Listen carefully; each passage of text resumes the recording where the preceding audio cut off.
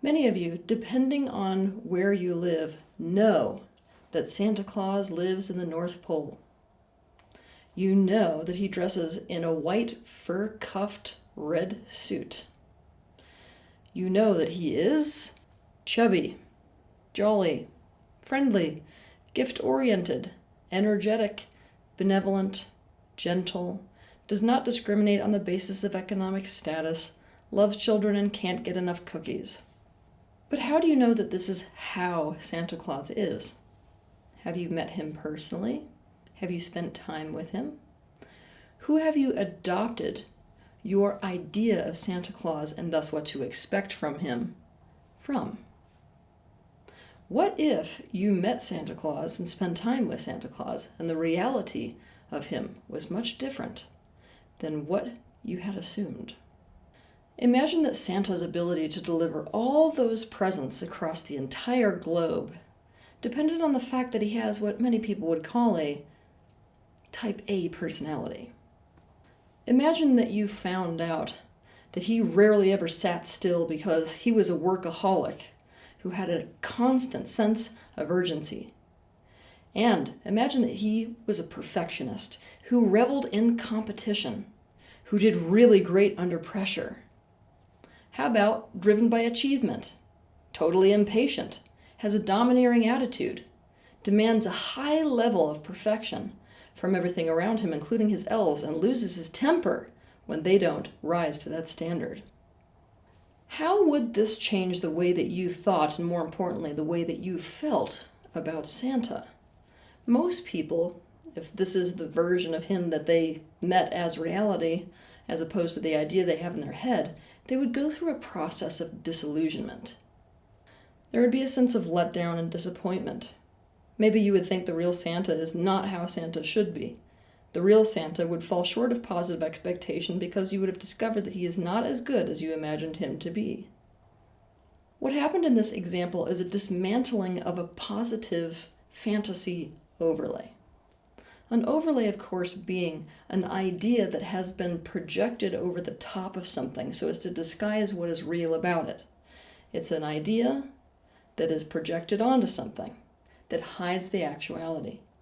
If you want to learn more about this, watch my video titled Overlay: What Prevents You from Having a Real Relationship. Many years ago, I coined a phrase, Santa Claus Complex, to describe this dynamic where somebody has a positive overlay about what somebody is like or what somebody should be like that they then project over the top of what is real about that person. When we have created and projected an idea, especially a positive one, of what somebody else is like or what somebody else should be like, when that delusion essentially starts to break apart, it can be a very painful process of disillusionment that we go through. By the way, it's similar to the experience that we went through when many of us figured out that Santa Claus didn't exist, at least not in the form that we initially thought. That pain can also cause us to turn against the person or thing that we created an overlay about. Rather than see that it was you yourself that created the overlay, you will, like all people, have a tendency to blame the person or thing for the discrepancy between your own overlay and the reality of them. You will feel deceived by them. You may accuse them of being fake or a fraud. People are especially prone to do this with people that they idolize or admire but do not personally know. Perhaps you have heard the phrase, the higher the pedestal, the further the fall. Well, one of the big dynamics inherent in that very phrase is this concept we're talking about today. It's that when people put somebody on a high pedestal, they tend to be in a relationship with their own positive overlay about that person. And when that person fails to live up to that overlay, meaning there's suddenly a discrepancy, there's a fall from grace. They're devaluated, depreciated, and even turned against. By the way, a lot of haters are born out of this process. So that you can understand this dynamic, I've got a concrete example. Adelie had been completely taken with a pop star since hearing one of his songs on a playlist years ago. She could tell from his lyrics and his interviews and the way he moved on stage and the way she saw him interact with his fans at concerts that he was a wonderful man. He was exactly the kind of man she wanted to marry. In fact, she knew from the minute she saw him the first time that she was meant to be his wife. She knew that if she could only get in the room with him face to face, he would feel it too. She played out elaborate fantasies in her head about the romantic interludes that would absolutely ensue when that time came. When she listened to the lyrics of one of his songs, she knew that one day he would tell her he wrote those words for her, he just didn't know it at the time. Adderley would confidently tell anyone that he was super conscious and conscientious, moral, full of honor, all heart, kind and generous, super spiritual, devoted and loving in relationships, and everything a real man ought to be. Of course, the reality is that Adderley did not actually know this pop star personally. She had never met him and definitely had not spent any amount of time with him, and so what she was actually in a relationship with was her overlay about this pop star. One day, after many years, Adderley did manage to be invited backstage after a concert. This was her big chance. She was so excited. When she got backstage, he was friendly enough, but to put it mildly, what she experienced was not a match to her overlay in any way. First off, he definitely did not recognize her as his future wife. In fact, he didn't really treat her like anything more than just a fan. Also, Adderley had subscribed all kinds of her morals over the top of him as part of this overlay. So when she walked backstage and realized that he had all kinds of pretty women backstage and seemed to revel in the attention of all of them at once, that didn't fit with how moral she knew that he was. On top of that, when she was looking around the room, she managed to catch sight of a syringe and realized that this band, his band, and probably him too, were doing drugs backstage.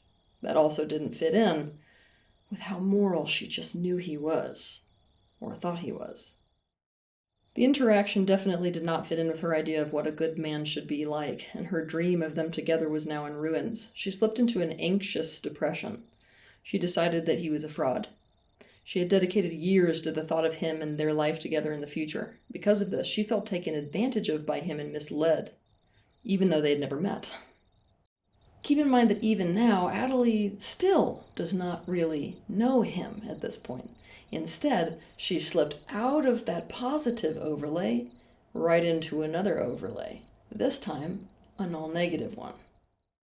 As a leader in the spiritual field, I experience this all the time, especially because people have very strict ideas about what a spiritual figure should and shouldn't be like. People construct elaborate overlays about what I am like, based off of hours and hours and hours of watching me do one thing, and that's teaching. But here's the thing, you don't have to be famous for people to build an overlay about you or to slip into Santa Claus Complex about you.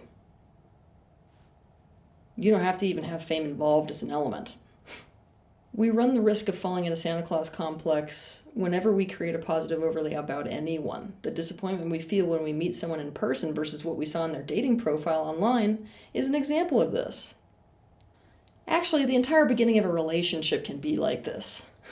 When we find somebody and we just know they're the one, most of the time what we're saying is, right now the way they're acting matches perfectly with my overlay, meaning what I want in a relationship, and therefore I'm projecting over the top of this person. Then at some point in the relationship, they fail to line up with our overlay, and all of a sudden we go through a disillusionment period where we say, I guess they're not the one. Also, we can fall into this disillusionment with much more than just people. We can do it with anything. Any of you who have experienced that thing where you're really excited to go on a specific trip and you just know it's going to be wonderful, and then you get there and the reality is like a lot worse than what you thought it would be? That's what happened. You built up an overlay about what that trip would be like, and then the actuality of that trip did not line up with your overlay, and so you went through a disillusionment. Santa Claus Complex, really any positive overlay, is at its core a setup. It's a setup that's unfair for the object of that overlay, because it sets them up to disappoint us, or to be seen as a disappointment, right? It's a setup whereby they lose our favor, experience a fall from grace, are devalued, and are seen as less by us. It's a setup for them to experience pain because of us. People are prone to overlays because at their core they are creators. As creators, they first dream up what it is that they are wanting, and then seek to bring about what they are wanting into a state of manifestation. You will come to see that the contents of somebody's overlay always reflect whatever it is that they are deeply wanting. People are also prone to overlays because they have very rigid ideas of how things should and should not be.